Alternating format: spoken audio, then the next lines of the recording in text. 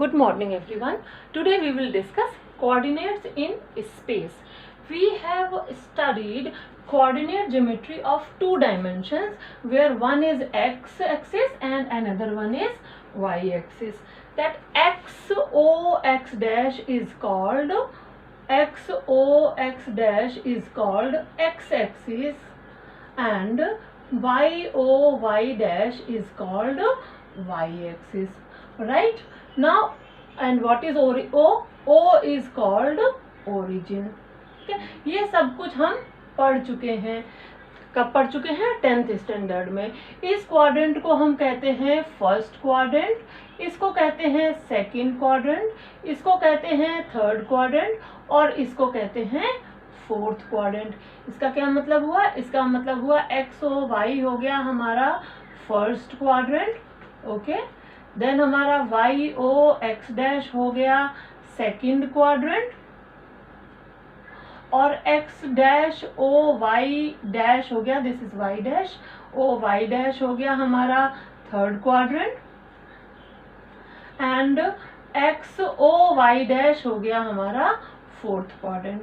ठीक है, हमें ये भी बहुत अच्छे तरीके से पता है कि जब हम एक पॉजिटिव साइड में जाते हैं, यानी कि जब राइट साइड में मूव करते हैं तो वो एक्स एक्सिस हो जाता है, यानी कि वो पॉजिटिव हम साइंस लेते हैं. और जब हम लेफ्ट साइड में मूव करते हैं तो वो हम जितने भी साइंस लेते हैं या जो भी मेजरमेंट करते हैं वो नेगेटिव हो जाती है. सिमिलरली वाई हमारा चलता है अप एंड बिलो डायरेक्शन में, तो जब हम ऊपर की तरफ जाते हैं तो पॉजिटिव साइंस हो जाते हैं और जब हम नीचे की तरफ आते हैं तो नेगेटिव साइंस हो जाते हैं. ठीक है, अब अगर हम बात करें कि ये एक पॉइंट ए है, what are the coordinates of this point, तो वो हम कैसे पता करते हैं? उसको पता करने के लिए हमें क्या करना पड़ता है? हमें ए से एक परपेंडिकुलर लाइन ड्रॉ करनी पड़ती है एक्स एक्सिस के ऊपर. ठीक है, ये एक्स एक्सिस को सपोज बी पे कट करती है तो जो भी ओबी की डिस्टेंस है, माना कि ओबी की डिस्टेंस एक्स है, तो इसके जो हॉरिजॉन्टल कोऑर्डिनेट्स हो जाते हैं वो एक्स हो जाते हैं. फिर इसी ए से हम वाई एक्सिस पर एक परपेंडिकुलर लाइन ड्रॉ करते हैं और लेट अस सपोज ये इसको सी पर कट करती है और अगर ओ सी की डिस्टेंस वाई है तो इसका जो दूसरा कोऑर्डिनेट होता है वो y हो जाता है. इसका मतलब जो कोऑर्डिनेट्स हैं वो हमें ये बताते हैं कि what is the horizontal distance of A from origin and y बताता है what is the vertical distance of A from origin. This x is called abscissa and this y is called ordinate. Okay, so this way this whole scenario goes. Fine. now we will discuss, ये तो हमने जो बात की है वो तो coordinate geometry की बात की है 2D में. अब अगर हम बात करें कोऑर्डिनेट ज्योमेट्री की 3D में, तब क्या हो जाता है?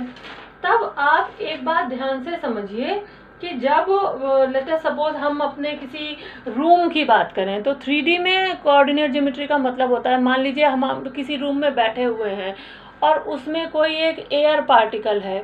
अब वो जो एयर पार्टिकल है वो कहाँ पर है, उसकी हॉरिजॉन्टल डिस्टेंस कितनी है, वर्टिकल डिस्टेंस कितनी है और वो कितनी हाइट पर है फ्लोर से, वो जो हमारे कोऑर्डिनेट्स निकलते हैं उसे जो डिस्कस करना होता है, उसे जो निकालना होता है, उसे ही हम 3D में कोऑर्डिनेट ज्योमेट्री या सॉलिड ज्योमेट्री भी कहते हैं. ठीक है, so now let us discuss this coordinate geometry in space in 3D.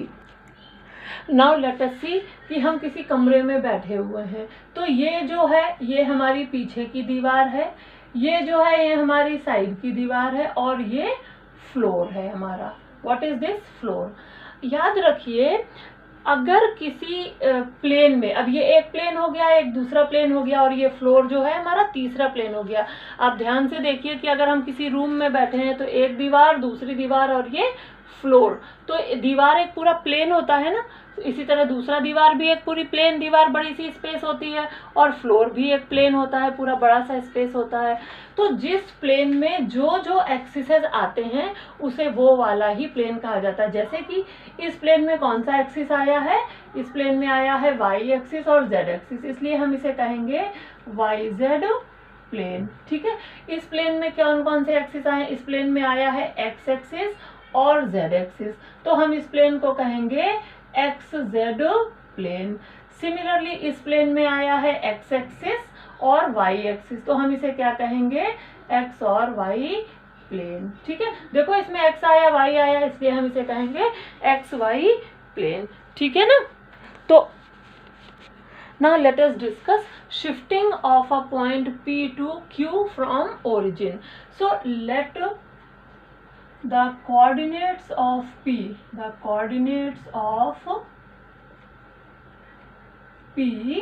are x1, y1 and z1, and coordinates of Q are x2, y2 and z2।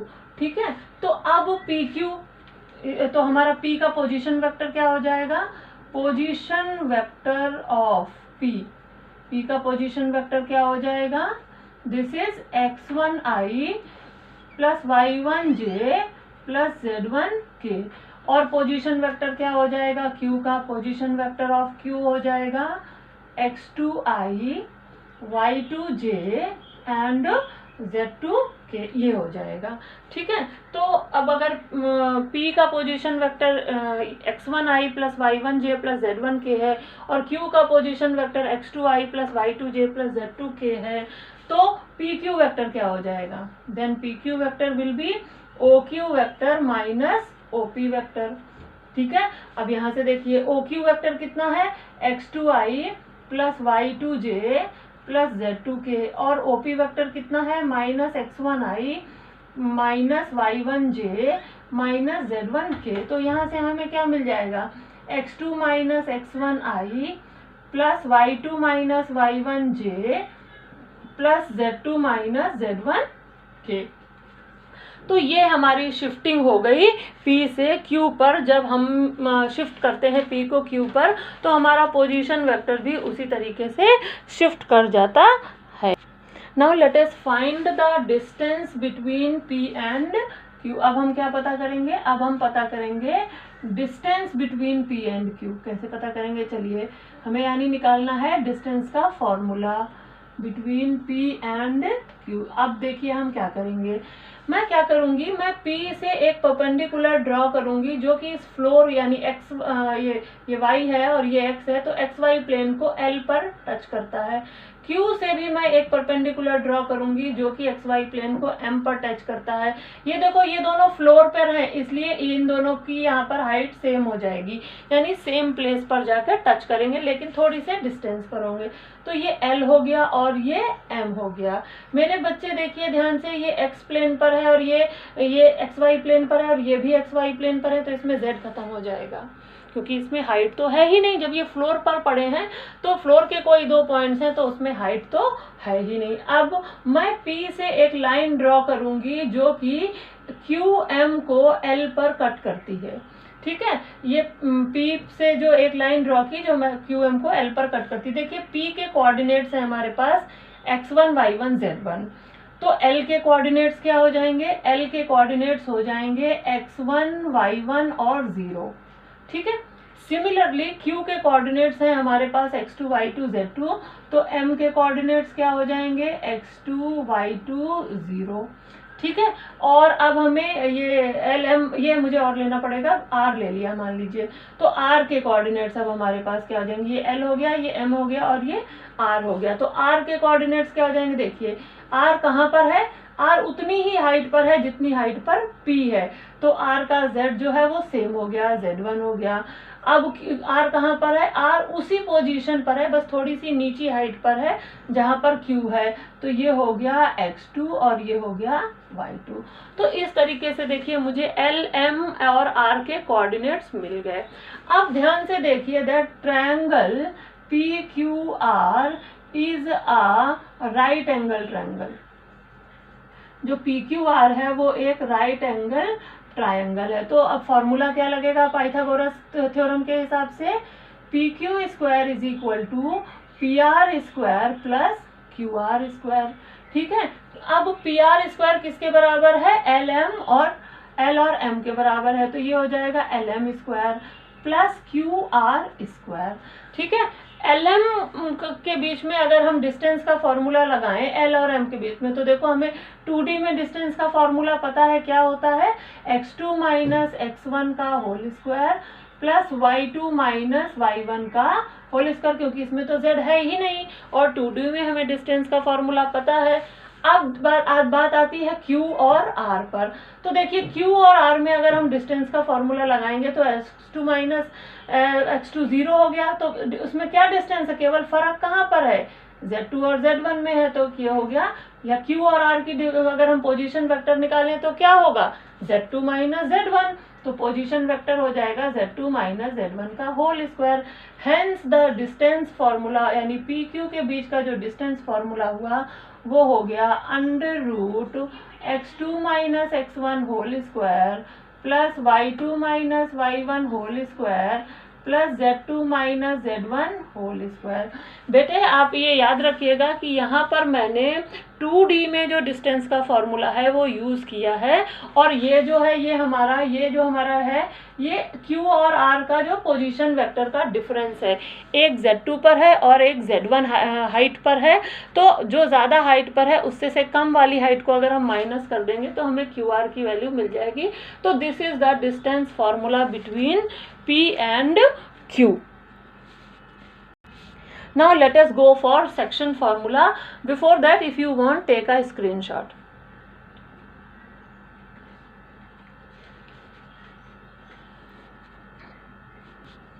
Now let us go for the section formula. What is the meaning of section formula? Section formula का मतलब होता है हम उन points के coordinate पता करें जो कि किसी भी लाइन ए बी को C पर कट करते हैं in the ratio of m:n. Okay, to find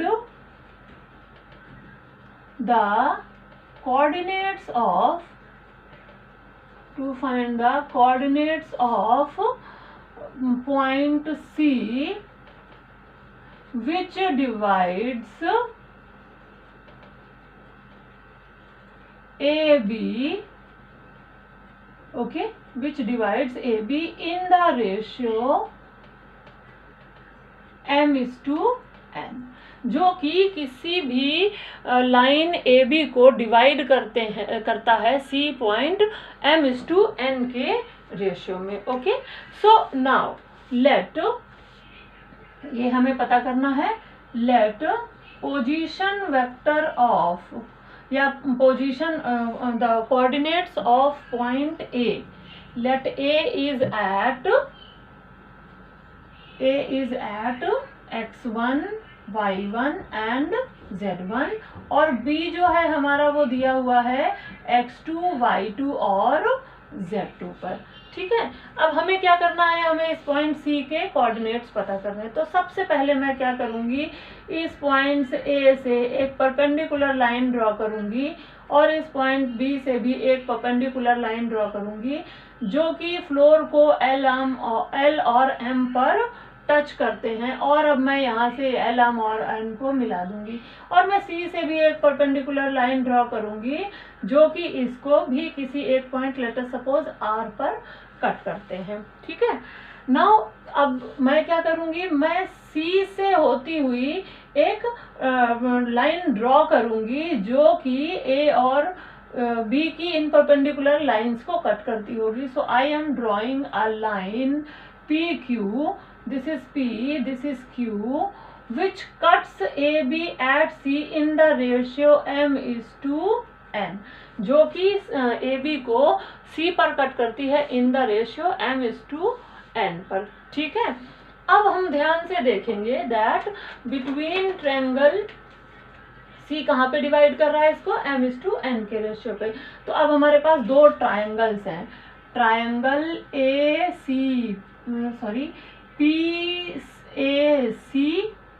and triangle QBC। अब ये देखो ट्रायंगल्स को दोनों को ध्यान से देखो, तो ये 90 डिग्री का है, ये भी 90 डिग्री का है, ये दोनों एंगल्स ऑल्टरनेटिवली ऑपोजिट एंगल हो गए और ये लाइन सेम है, तो ये दोनों कैसे हो गए? Congruent to each other. So triangle PAC and triangle QBC are similar to each other. अब अगर ये सिमिलर हैं तो सिमिलर की डेफिनेशन होती है, सिमिलर की एक प्रॉपर्टी होती है, उसके हिसाब से AC upon CB is equal to AP upon QB। ठीक है, अब हमें AP और QB निकालना है। इसमें एक खास बात ध्यान रखनी है हमको कि हमें अब P और Q के कोऑर्डिनेट्स पता करने हैं। ठीक है, क्या पता करने हैं? P और Q के कोऑर्डिनेट्स।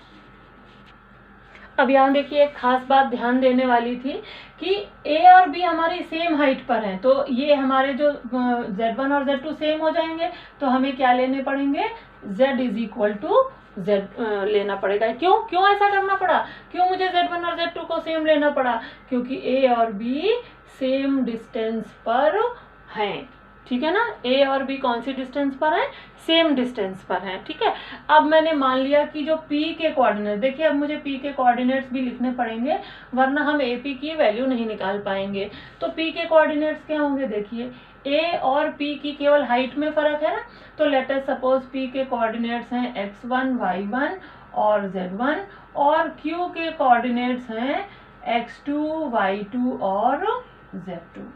ठीक है, तो देखिए AP में क्या हो जाएगा? ऊपर वाला है Z और नीचे वाला है Z1, तो हम लिख सकते हैं Z माइनस Z1। और QB में क्या हो जाएगा? Q ऊपर है तो हम लिखेंगे Z2 माइनस Z, क्योंकि ये पॉइंट B का है और B और A एक ही पॉइंट सेम उस पर है, स्पेस पर, तो इसलिए उन दोनों के लिए Z लिख दिया। अब AC की वैल्यू कितनी है?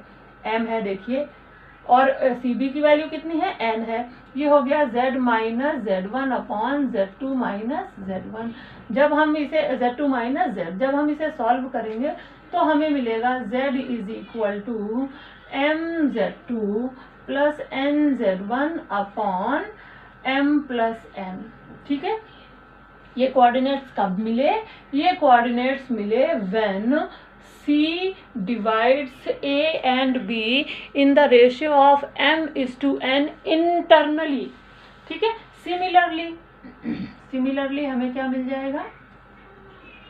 सिमिलरली हमें मिलेगा y is equal to MY2 plus NY1 upon M plus N, and हमें मिल जाएगा x is equal to MX2 plus NX1 upon M plus N. So these are the coordinates when a point C divides a line AB at C internally in the ratio of M:N। ठीक है, so अब हम लिखेंगे इसके सारे points। Now when C divides AB externally in the ratio M:N, then x हो जाता है MX2 minus NX1 upon M minus N, and y हो जाएगा My2 minus NY1 upon M minus N, और Z हो जाएगा MZ2 minus NZ1 upon M minus N। ठीक है, अब इसमें में तीसरा पॉइंट ये ऐड हो जाएगा कि अगर वो उसको इक्वल रेशियो में डिवाइड करता है, मान लीजिए मिड पॉइंट है, व्हेन C